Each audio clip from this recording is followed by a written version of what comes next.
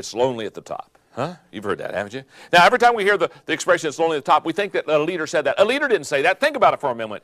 If you're lonely, if you're all by yourself at the top, you're not leading anybody. And I welcome every one of you here today because this lecture has potential to help you to become a better leader and to change your life. And somebody asked me recently, they said, John, how long did it take you to write the book, The 21 Irrefutable Laws of Leadership? And I know I shocked them because I looked at them and said, about 20 years.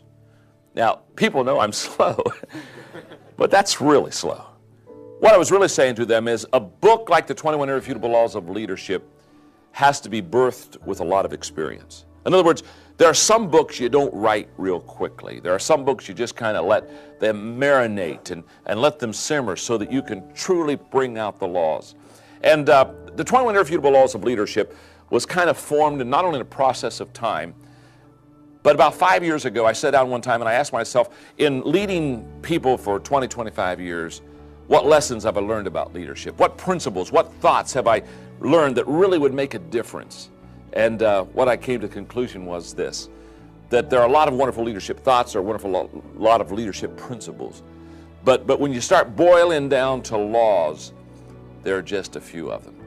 And I would like to talk to you about the 21 Irrefutable Laws of Leadership, and I would like to begin in your workbook by sharing with you how these laws were qualified. How did we qualify these laws? How did we turn around and say, okay, these are more than principles, these are more than leadership thoughts, these are truly laws. And I'm going to share with you in your notes the qualifying test to becoming a leadership law. For example, number one, these laws are not based on culture, gender, or age. Simply stated, these laws cross all type of cultures. And I know that because I have taught the 21 Irrefutable Laws of Leadership in over 20 countries. And no matter whether I'm in India or the Philippines or South Africa, it doesn't matter.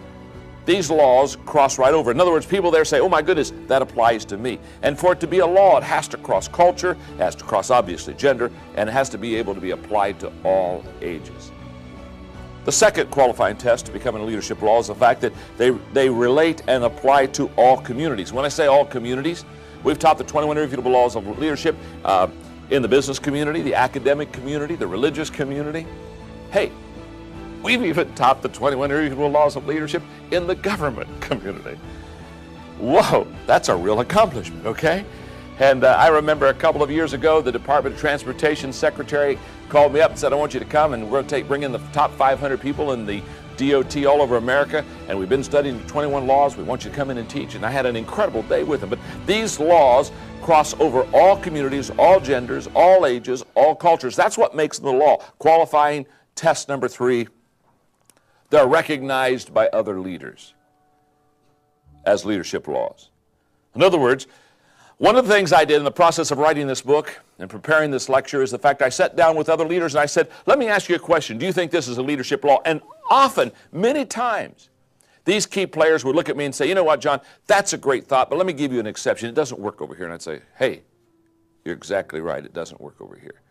So other great leaders came around me and really helped me to form what I call these 21 Irrefutable Laws of Leadership. And then qualifying test number 4. They stand the test of time. You can take these irrefutable laws of leadership and you can put them in this century, you can put them 5 centuries ago. In fact, I have a wonderful friend, Jim Garlow, who just finished writing a book, and it's an incredible book, where he takes the 21 Irrefutable Laws of Leadership and he takes people throughout history, going back to thousands of years, and he talks about how many of them violated the law, how many of them applied the law and were successful with it. And I've had the time of my life just reading this book because all of a sudden I'm seeing the 21 laws as they operated in the times of Caesar and in the times of the Civil War. The laws, they stand the test of time.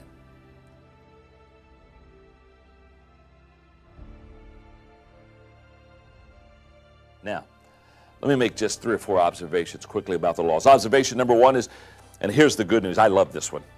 These laws can be learned. You and I can learn these laws. And the reason I know that is because I've taught these laws for many, many years, and I could literally put names behind every law. In other words, I could literally sit down and say, With this law, I've mentored and taught people this. They've learned these laws. These laws can be learned. Now, just take it a moment with the studio audience here. Here's what I want you to know. As I go through the 21 laws of leadership with you, there are some you're going to do well, there's some you aren't going to do well. Don't get discouraged, because you can learn the law. You can apply yourself and you can learn it. The second observation I want to make is this. These laws stand alone. What I mean by that is, it's possible in law number 2 that you don't do well. Law number 3, you do well. It's not like building a house where you put brick upon brick. They truly do stand alone. And when I say they stand alone, each law has the possibility of helping you, or each law has the possibility of hurting you. But they're not dependent upon other laws. They don't build on each other. They all stand alone. Observation number 3 is that these laws carry consequences. Now let me explain to you exactly what I mean by when I say these laws carry consequences. About a year ago, I was lecturing on the 21 irrefutable laws of leadership, and a guy came up to me, and I'll never forget, he looked at me and said, "I just finished reading your book," and he said, "I just want you to know, John, I don't agree with one of your laws." And when he told me that, I looked at him, and I smiled, and I said, "I don't care." And that kind of threw him for a loop, because I think he thought I would care. And he looked at me and said, "What do you mean you don't care?" I said, I don't care if you don't agree with one of those laws." He said, "Well, what do you mean by that?" I said, "Well, they're laws. Whether you agree with them or not, it really doesn't matter. It's kind of like the law of gravity. Somebody coming up to you and say, "I just don't buy into the law of gravity." I don't care. But I tell you what, go up to the 3rd-story window, jump out. In a millisecond, you will buy in to the law of gravity. See, the laws are the laws. And the laws, they don't ask you to buy into them. They just tell you that if you do buy into them, you're going to prosper. And if you don't buy into them, it's going to hurt you. These laws have consequences. So let me tell you one of my favorite stories. It's the story of 2 guys. They weren't good golfers. I love to play golf, so I love golf stories. Okay, 2 guys, they're not good golfers, and they get up on the first tee, and the first guy, he sets it up, and he tees it up. He hits the ball, and much to his surprise, for the first time in his life, he hits the ball right down the middle of the fairway. I mean, he is so excited. In fact, this guy's such a terrible golfer, he has never seen his ball after he hit it. This is the first time he can literally say, "There's my ball, there's my ball." So he's walking down the fairway with his buddy, and he's so excited because he's in the middle of the fairway. And much to his surprise, the ball is not only in the middle of the fairway. When he gets there, about 200 yards out, it has rolled up on a 4-inch anthill. It's teed up. He grabs his 3-wood, looks at his buddy, and says, "This is of God." Swings as hard as he can, misses the whole ball, and kills 5,000 ants. Miracle of miracles, that golf ball that was up here stayed on top of the anthill. Now it's only 2 inches up. It's still teed up. He grabs his 3-wood. He says, "I get a second chance." Swings as hard as he can the second time, misses the ball again, and kills 4,998 ants. There are 2 ants left. One ant looks at the other and says, "I don't know about you, but if we're going to survive, we had better get on the ball."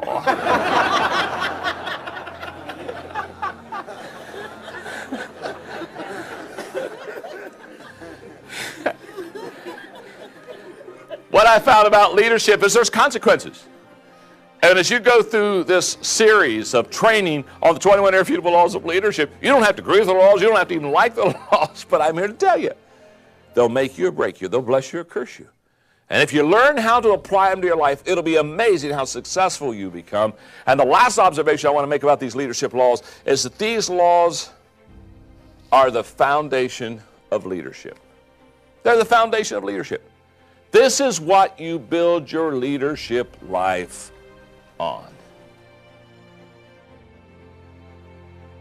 Now, this is a huge law, and although I say one law is not more important than any other law, here's what I do want you to know. If I would start off with any law, I must start off with this one, and here's why. Because if you can buy into this law in the next 5 to 6 minutes as I talk to you, if you can buy into this law, you'll have a great passion to learn all the others, and let me explain why. I'm going to illustrate the importance of this law by using my hands. Watch this for a moment. It's kind of a visual illustration. Let's say, for example, my left hand here represents my ability to lead people. This is how well John Maxwell leads people. This is my leadership lid. Okay. If this hand is my leadership, and if this hand is my business, in other words, my company, my department that I'm overseeing, okay, whatever I'm in charge of, here's what I want you to understand. My department, my business, my company, my organization, here's what I want you to understand. The lid of my leadership will never allow my business to get any higher.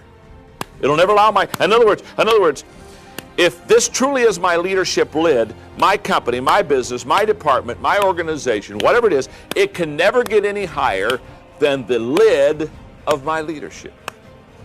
In other words, your leadership, my leadership, our leadership lid, whatever it is going to literally control and determine the size of our business. Now, this is huge. If I were sitting where you are right now and I was taking notes, what I'd be saying to myself is something like this. Since the law of the lid says that my leadership is going to determine my effectiveness, the most important thing that I can do in my life is learn how to become a better leader. Let me explain to you. Remember, I've already said to you the laws can be learned. We've already realized that you can learn these laws, okay? In fact, you told your neighbor, you can learn these laws. Now let me explain to you what can happen. Let's say from a 1 to a 10, my leadership lid is a 4. Well, what that means is if I'm a 4 as a leader, then my business, my organization is going to be a 3. Now here's what's not going to happen. If I'm a 4 as a leader, my business or my organization is not going to keep going above that lid and go to a 4, 5, 6, 7. It's never happened. In the history of mankind, the organization has not grown beyond the lid of the leadership of that organization. The leadership contains and controls and determines the size of the business. Now, so if I'm a 4, you look like a great smart audience, so I'm going to ask you a question. If I'm a 4 as a leader, what's my organization going to come to that I lead? But what's my number? 3, 4 max, isn't that right? Can't be any higher. What it's not going to be a 5, 6, or 7 because my lid is a 4. Now, the good news is I can learn to lead. So here's what I'm saying. If I'm a 4 as a leader and I've got a 3, 3.5, maybe, max, maybe a 4, I doubt, company or organization, here's what I want you to see. If I go from a 4 and I start learning leadership to a 5, to a 6, to a 7, all of a sudden, now look what happens. I have capacity for growth. I have potential for growth. My company can go from a 3 to a 4 to a 5 to a 6. In other words, here's what I'm saying. You can literally double the size of your department. You can just double the size of your company by just lifting your leadership lid. And every one of you here, everyone that would watch these tapes, I want to say this to you. You can lift your leadership lid. But everything, remember this, everything rises and falls on leadership. By the way, where I learned this, when I lived in San Diego, California, I had a fellow by the name of Don Stevenson who was my mentor. And he was the president of Global Hospitality, and that Global Hospitality literally would buy, they would buy resorts that were going bankrupt. Resorts like La Costa, Greenleaf, any kind of major resort across America that was going under financially. What we found was that this company, Global Hospitality, they would come in and they would buy the company. Okay, now get the picture. Here we are. I'm sitting out with Don Stevenson about every other month. He's mentoring me. And I asked him one day, I said, Don, when you go buy a bankrupt company, a resort that's going under, are there some things that you always do? And I'll never forget. He looked at me and said, John, he said, yes, there is. He said, when we go into a bankrupt company, he said, there are 2 things we always do. And I looked at him and said, 2 things? He said, yes, absolutely. He said, the 2 things we always do is, he said, first of all, we train all the people that are in the service business, the employees. In other words, the guys that are out there when the cars pull up and they're unloading the luggage. He said, we train them all in relational skills. In other words, we train them, we talk to them about how to remember names, how to get along with people. And he said, the reason we do that, the waiters, the waitresses, the people behind the checkout counter, on the grounds, and he said, what we found is 90% of the people who do not return to the resort after their first visit had a bad experience with the employees of the organization. They weren't treated with great respect, or they weren't taken care of well. And so he said, what we do is we go through and we train all the people. Now what I'm doing, I'm sitting there and I'm taking notes, and so I'm writing down to me, make sure that you've trained all the people in your organization. Okay. He said, the second thing we do is, he said, every time we take over a bankrupt company, he said, we fire the president. And I don't write that one down. And I look at him and say, what do you mean you fire the president? He said, John, he said, every time we take over companies going under, he said, we fire the president. I said, well, it seems a little harsh, isn't it? I mean, don't you first go see him, you know what I mean? Go sit in the office, light a fire in the fireplace, you know, hold hands, do a little kumbaya, you know what I'm talking about? No, he said, John, he said, we fire the president. And I'm pressing him a little bit more, and he could finally, I can remember, because he was eating the salad. He was just looking down, eating the salad, talking to me. And he stops, puts his fork down. Now he's looking at me. He's a little bit ticked that I'm not catching this, you know. And he's looking at me. He said, John, listen to me. He said, if the president were any good, the company wouldn't be going bankrupt. The first thing we do is fire the president. I remember finally saying, fire the president. You know what he was teaching me that day? He was teaching me the law of the lid. What he was really saying to me is that it's an absolute fact that in any organization, everything rises and falls on leadership. And the leadership of that organization will determine the size of that organization. And so therefore, when you have a good company that's thriving and doing great business and excelling, you've got good leadership. And when you've got a company that's stagnant and it's going downhill and it's not going well, I can promise you, you have bad leadership. Everything rises and falls on leadership. Now let me tell you what that law did for me as a leader. That day when I walked out from the table, after listening to Don talk to me, that day what I realized was that I was responsible as a leader. That I had to now take responsibility for my organization, I had to take responsibility for my people, I had to take responsibility for the success of my company, that I couldn't go and blame someone else. I read a statement recently that's just powerful. Here's what it is. It's easier to go from failure to success than it is to go from excuses to success. That's a tremendous statement. And whenever as a leader I begin to make excuses for why my company is not doing well or why my organization is not doing well, and I began to go say, well, you know what I mean, we're in the wrong location and we got the wrong people. Listen, cut the excuses out. If you're the leader, learn to lead and take responsibility for that leadership. Here's the good news. You can grow as a leader. You can become a better leader than you are right now. That I promise you. But take responsibility. Because the law of the lid says the organization or the company cannot rise any higher than your level of leadership. The law of the lid is a huge law. So if you'll notice in your workbook, I have some questions. Just some simple questions. Questions that I want you on your own to ask yourself. Questions such as, what is the lid number on my leadership? From a 1 to a 10, where am I? Question number 2. I love this one. Would those around me agree with my assessment? Get your leadership team together. Hey, by the way, let me just say this. If you know, when you're kind of evaluating yourself, if you put down that you're probably from a 1 to a 10, you're probably like a 9.5. And you ask your team, you get your team together and say, what do you think my number is? And they say you're a 2.5. You're probably missing something. So let those around you evaluate and assess your leadership. And then question number 3, what is my plan to increase my lid number, my leadership lid number? How am I going to grow it? Because I have found that this is absolutely key. The ability to prepare and do curriculum like we're doing here so that you can grow as a leader. I mean, how am I going to grow my leadership lid? And question number 4, what are the lid numbers of those that work with me? That's a great question. Those that are around you close, because one of the laws we'll study in the 21 Irrefutable Laws of Leadership is the law of the inner circle. And the law of the inner circle says those closest to me determine the level of my success. So what are the lid numbers of those around me? And then question number 5, what is my plan to increase their lid numbers? What's my plan?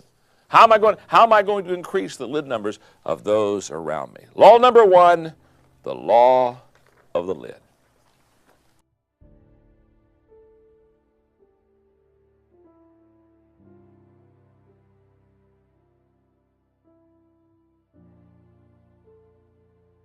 Let me explain to you what I mean. You see, the law of influence says leadership is influence, nothing more, nothing less. I find most people want to attach other definitions to leadership. They want to say things like, John, I think leadership is title. And by the way, I have a leadership title. Or I think leadership is position. And by the way, I have a leadership position. I find that a lot of people want to tie all kinds of definitions into leadership. And let me just tell you, leadership is influence. Nothing more, nothing less. Let me explain it this way. The person with the most influence at any given time, for any given reason, in any given group, is the leader of the pack. Now, what that means is there are times when influence changes. There's times when one person will have more influence than another, but when you get onto another issue or another subject, that another person that leadership may shift a little bit because we are not all strong in all areas. And so therefore, when I'm talking about leadership as influence, what it shows is there's a fluidness of leadership, and that leadership doesn't always stay with one person. In fact, let me give you a perfect example of this. As we study together the 21 irrefutable laws of leadership, one of the first things you're going to realize is this. You do not do well in all 21 laws. Okay? For those that are in the studio today, I just want you to know, you won't do well on all 21 laws. Now, here's what's going to happen. As you evaluate yourself on each law, here's what's going to happen. You're going to have a tendency to think that when you do well on a law, you're going to say to yourself, now that is a true law of leadership. Oh, John's right on there. Oh, that is so good. He's just, that is true. And on the laws that you don't do so well, you're going to say, that may not be a law of leadership. Now what you're going to find is you're going to do well on some laws, you're going to not do well on some laws. Hey, that's the way it is. In fact, there are going to be some laws, I'll point them out to you, that I don't do well on. Now here's what I want you to see. That's why it's important for you not only to understand leadership, but that's why it's important for you to have a leadership team. That's why it's important for you to train leaders around you. And here's why. In fact, I have seen over the last 3 decades, in the 80s, I saw that the great word was management. Everybody talked about management. Peter Drucker did some great things on management. And when we got to the 90s, in corporate America, it changed from management to leadership. Now, there's a reason for that. See, managers assume things will always stay the same. Leaders assume things will always change.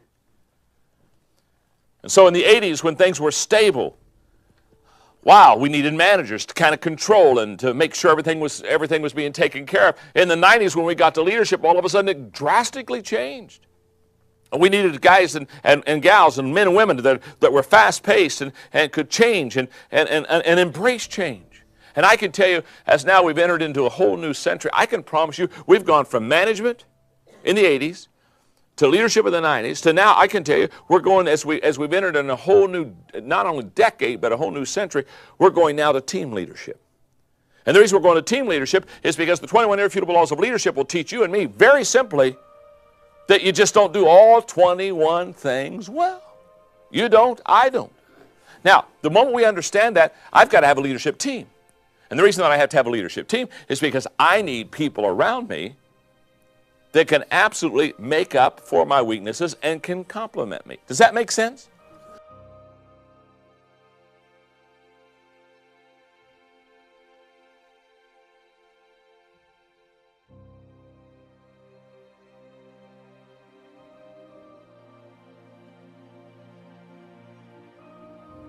Several years ago, I designed a way for people to understand influence as it pertains to leadership that would make sense to them.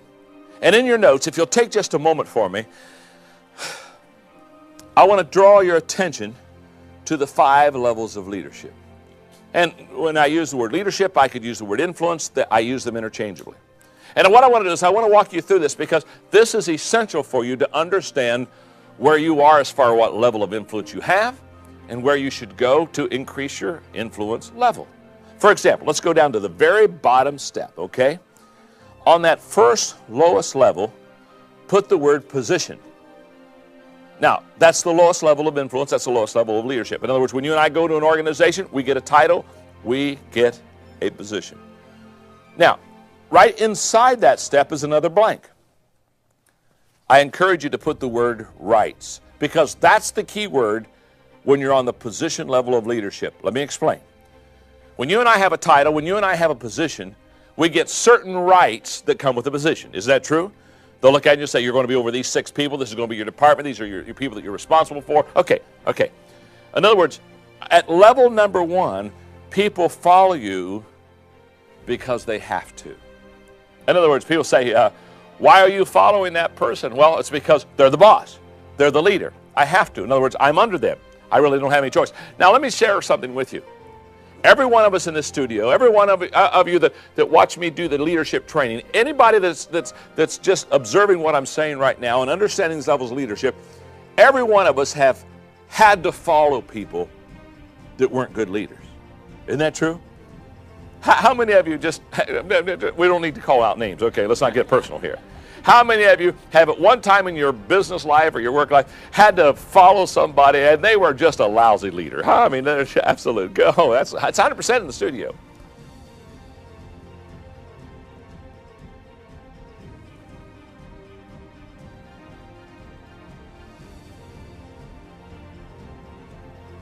This year I'm going to be speaking to the West Point.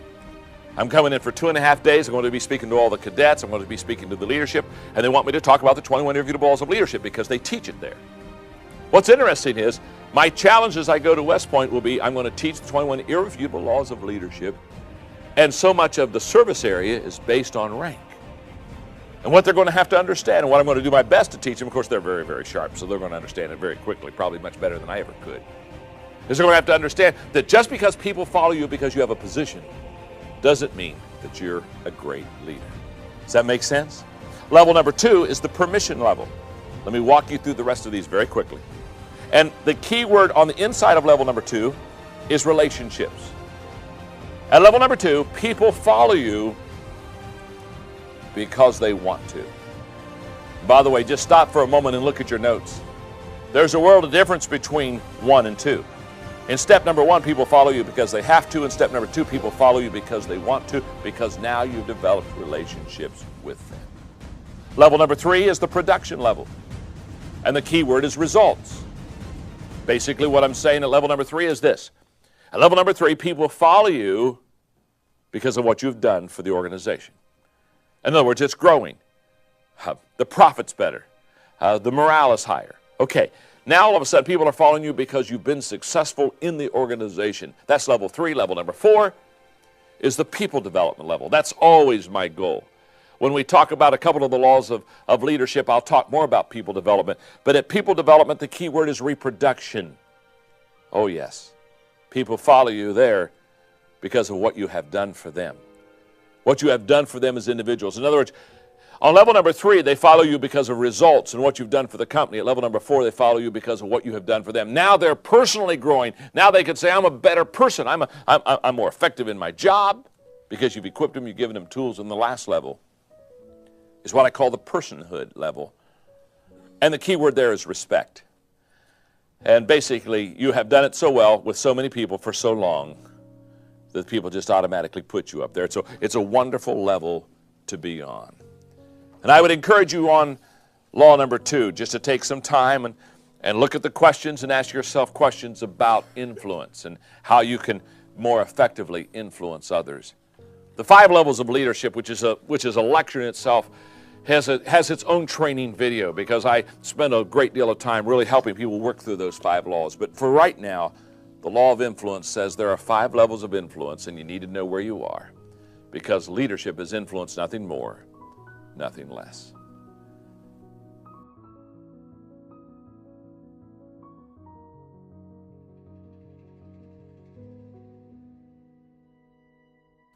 This is an incredible law. I love to teach it, and the reason I love to teach it is because if a person can understand process, they're going to be very effective as a leader. But if they don't understand the process of becoming a leader, they're going to get very frustrated. Let me explain to you. Many times when I do leadership conferences, when we have a Q&A period of time, probably the most common question asked me when I do leadership conference, somebody raised their hand and say, John, here's the question. Are leaders born? And whenever they ask me the question, are leaders born? I always look at them and I always say, of course they are. Think about that question. I've never met an unborn leader. Don't particularly want to either, thank you very much. Now, what they're really asking us is not asking our leaders born. What they're really asking us, are there leaders that are people when they're born, they kind of got it. You know what I'm saying? They got it, and are there people when they're born, they don't got it. And I suppose if you got it, you lead, and if you don't got it, you get in line. You know what I mean? And hope there's a water fountain at the end somewhere, okay? That's a very important question. Because what I have found is this, and this is so huge. What I have found is there are a lot of people who just think you either have it or you don't have it. And I'm going to tell you right now, that is not true. There are people that have leadership leanings. Of course there are. Just like there are people when they're born, they have kind of musical leanings. So there are leanings toward leadership that some people have that other people don't have. But anyone can learn to be a leader. In fact, that's why I have such a passion to teach leadership. That's why I have such a passion to teach these laws. Because if you learn these laws, it becomes absolutely amazing how well you're going to be able to learn to lead. So let me take a moment and explain to you a couple important thoughts in this law. In your notes, we overestimate the event and we underestimate the process. I have found this to be very common with people in leadership. They overestimate what an event will do for them. They come to a leadership conference or they read a leadership book and they say, oh my goodness, this is so good. And this is going to make me a leader. This is going to change me. Now, let me just explain to you the difference between the event and the process, because this will help you understand the law process. For example, when you go to a leadership event, I'm talking about like going to a leadership conference, reading a leadership book, okay, listening to a leadership lecture. Okay, when you go to a leadership event, that encourages decisions. That's what it does. In other words, you go and they say, oh my goodness, I know it's important for me to lead, so I'm going to make a decision. For example, when I taught you the law of the lid and said that everything's going to rise and fall on your leadership, many of you made a choice probably. You said, oh my goodness, then if that's the truth and my lid of leadership is going to determine how effective I am in my business, I'm going to have to learn to lead. That's a decision. Events encourage decisions. The process encourages development. The emphasis in process is continue to grow and develop yourself. The event motivates people. We all love to come and be motivated and encouraged, but the process matures people. And we're wanting to mature you as a leader. To motivate you, yes, but mature you is much more important. The event is a calendar issue. You say, okay, on this certain date, I'm going to go to an event and learn some leadership, whereas the process is a culture issue. It's being in an environment or a culture that encourages you every day to learn, every day to grow, every day to develop yourself as a leader. The event challenges people. I find that I'm challenged when I go to leadership events, but the process changes people. Why? Because you can't change overnight. You can make a sudden decision, but you can't make a sudden change. That's a process. And there's a lot of difference between that. You see, here's what I think. I think the event is easy, and I think the process is difficult. And I want to encourage you, as you're watching these training tapes, to understand that it's a process. And it's not one day, one time, one book, one lecture that's going to change your life. But it's going through the process of doing that. And the reason that leadership must be a process is because leadership is many-faceted. In fact, think about it for a moment. There are 21 irrefutable laws of leadership. Just the very fact there are 21 laws of leadership tells you you just can't absorb it, or you can't learn it, or you can't apply it instantly. I was doing a leadership lecture in, a couple years ago, doing a conference. And I'll never forget, during the break, I was signing books, and this kid came up to me, and he was just out of college, and kind of probably a business major, and he was all excited about leadership, what he was learning. And I could see his passion. I love kids, because, they just have great passion. So he came up to me, and he kind of gets in my face a little bit, and he said, okay, John, he said, I love this leadership stuff. So I've been listening to you all day. So I got a question. I said, what's your question? He said, what's the one thing I need to know about leadership? I thought, oh my. So I sucked it up to get energy. Here we go. Got to match this kid's intensity. So I looked at him and I kind of got in his face. And I said, the one thing you need to know to be a great leader is that there is more than one thing you need to know to be a great leader. In fact, I said there are 21 things that you need to know to be a great leader. Now, you see, here's the kid. What's he doing? He's trying to take leadership and condense it. He's basically wanting me to fast food leadership. He's wanting to come to the window of leadership and get a sack of leadership. You know what I'm saying?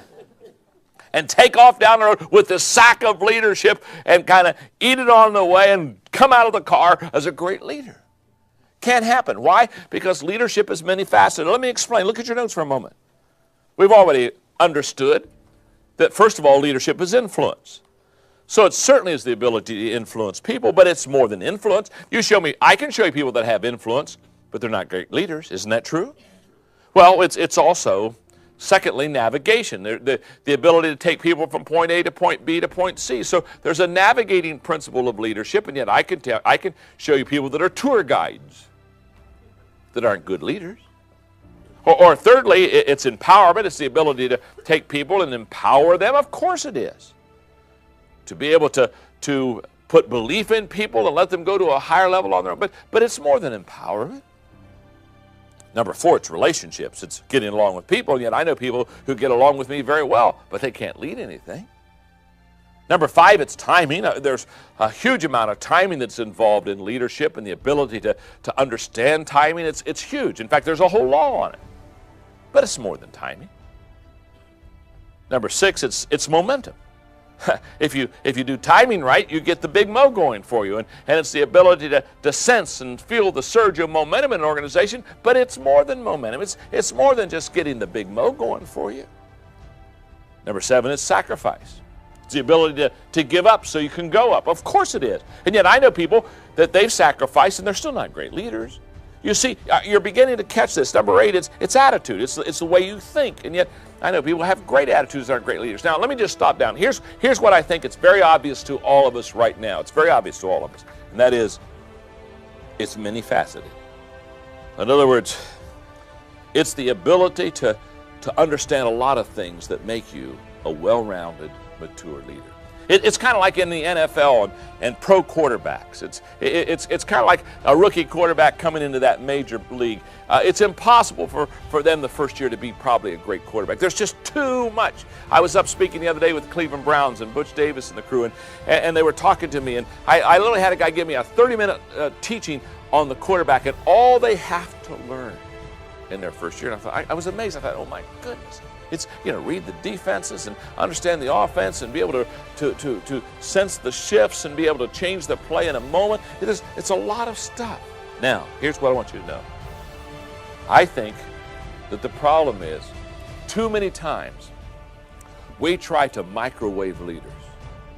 We put them in a microwave, we get them in our company and say, oh my goodness, I got to develop some leaders. And I got this Maxwell stuff. He said, develop leaders. So come here, I want you to be a leader. I think you can be a leader. Here, get in the microwave. We push them in the microwave, push a few buttons and zap them.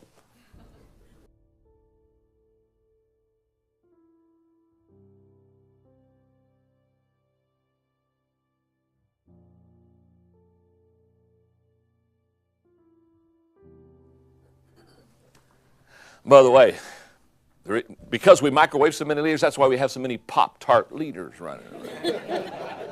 If you got a lot of Pop-Tart people in your company, it's because you've been microwaving. We need to quit microwaving leaders, and we need to start crock-potting leaders. That's huge. One more thought about this tremendous law of process. That is, the secret of our success is discovered in our daily agenda. What we do every day is the secret to our success. Not what we do at one moment or not what we're going to do sometime. A couple of years ago, I wrote a book called Your Roadmap for Success. And I'll never forget when I wrote the book, my publisher wanted to call it Your Roadmap to Success. I said, no, you can't call it the Roadmap to Success because there's no such place as success is not a destination. It's a journey. It's a process. And so many times we confuse true success with what I call recognition of success. It's like my friend one time said to me, he said, John, all my life I've worked hard at being an overnight success. Bingo. That's so key. It's a process. The law of process says leaders develop daily, not in a day.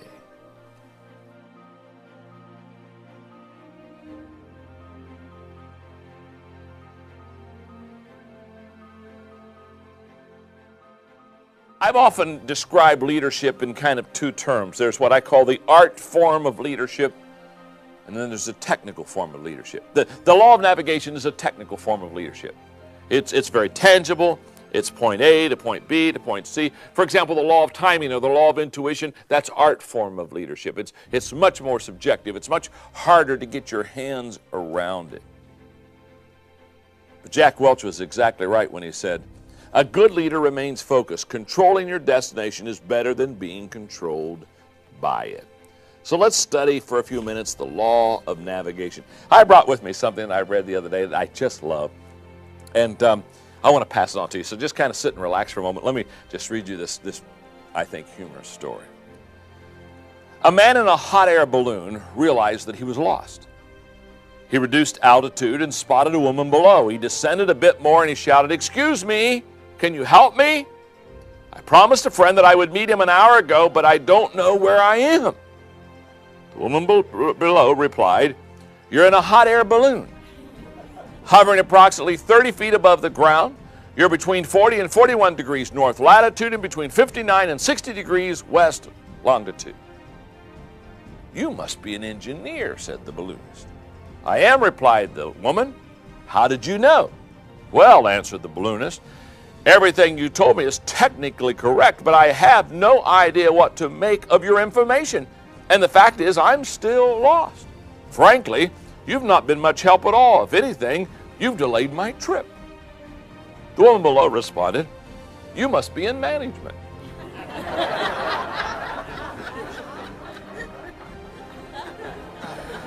You can see the train a coming, can't you? Said, "You must be in management." "I am," replied the balloonist. "But how did you know?" "Well," said the woman, "you don't know where you are or where you're going. You have risen to where you are due to a large quantity of hot air. You made a promise which you have no idea how to keep, and you expect people beneath you to solve your problems. And the fact is, you are in exactly the same position you were in before we met, but now somehow it's my fault."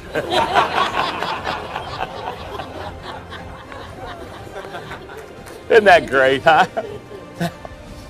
When I think of the law of navigation, trying to get from one point to another, there's one thing, of course, that we have to understand, and that is, if anybody is going to be a good leader and navigate, you have to know where you are, And again, I referred to on an earlier law, the Mr. Magoo thing. I mean, let me tell you something.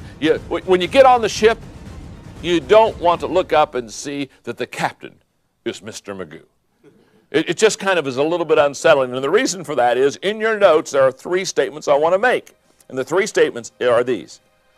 A leader is one who sees more than others see. That's a fact. That's part of leadership. What do leaders do? They see the big picture. Is that not true? But the second statement, a leader is one who sees farther than others see. In other words, a leader is a person who looks out and he can see distant horizon and has great vision. But the third thought I want you to know is that a leader is one who sees before others see. It's also a timing issue.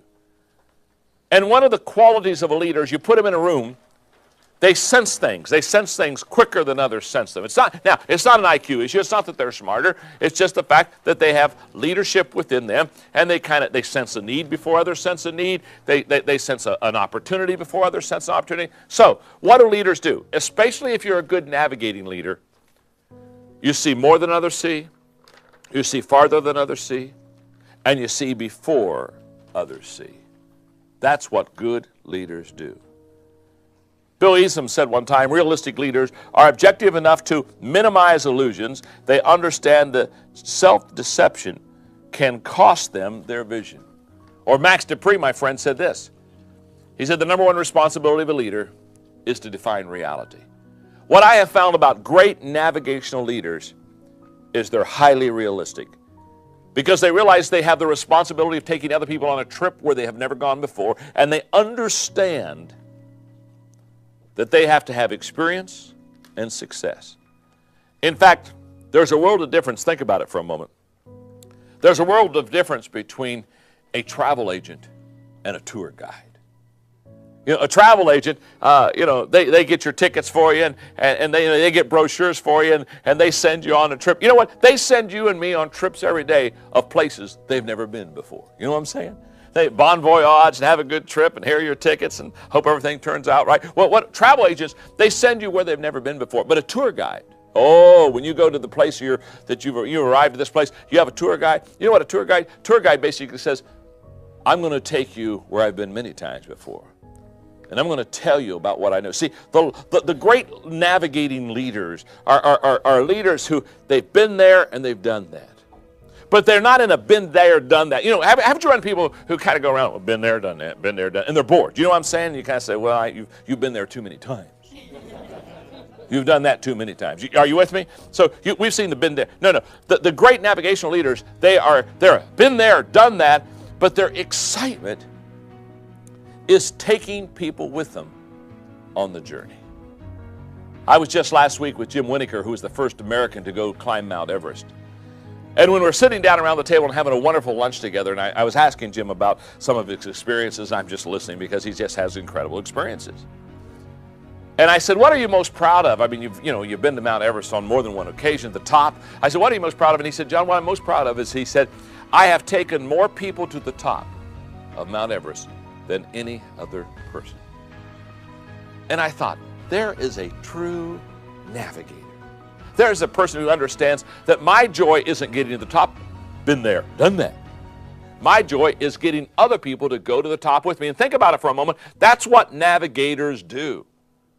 How many of you have ever heard the expression, it's lonely at the top? Huh? You've heard that, haven't you? Now, every time we hear the expression, it's lonely at the top, we think that a leader said that. A leader didn't say that. Think about it for a moment. If you're lonely, if you're all by yourself at the top, you're not leading anybody. If you're at the top all alone, here's the thought, get off of the top and go down to where the people are. Go down and find your team and take your team to the top with you. That's what leaders do. Doesn't that make sense?